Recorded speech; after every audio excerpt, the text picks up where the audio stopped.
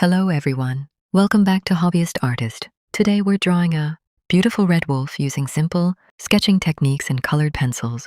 If you love drawing animals or want to improve your coloring skills, this tutorial is perfect for you. We'll begin by lightly sketching the overall shape of the wolf's head.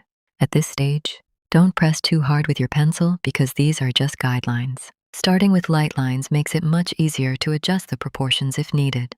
Next, we'll draw the pointed ears and the long muzzle. The wolf's profile is one of its most recognizable features, so take your time shaping the face carefully. Now let's focus on the eyes. Large expressive eyes instantly make this artwork look more lively and appealing. Adding a small highlight inside each eye creates a bright, realistic look that brings the character to life. After finishing the facial features, we'll sketch the fluffy fur around the cheeks and neck. Instead of drawing one long line, use short, overlapping strokes to create the appearance of soft fur. This simple technique adds texture and makes the drawing feel much more natural. With the outline complete, it's time to start coloring. Begin with the lighter cream shades on the face and chest. Then gradually build the darker red and orange colors around the ears, head and neck. Layering colors is one of the best ways to create depth. Rather than pressing hard immediately, apply light layers and slowly increase the intensity. This produces smoother transitions and richer colors. As we continue, notice how the darker red tones define the outer fur while the lighter areas remain bright.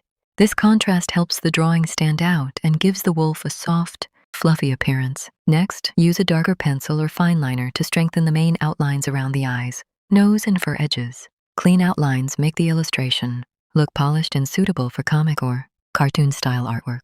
Finally, we'll add small highlights and finishing touches. These tiny details, especially around the eyes and fur, make a big difference in the final result. Remember, every drawing is a learning experience. Don't worry if your first attempt doesn't look exactly the same. The more you practice, the better your control over shapes, shading, and colors will become. Thank you for spending your time drawing with me today. I hope this tutorial inspires you to create more animal artwork and continue improving your artistic skills.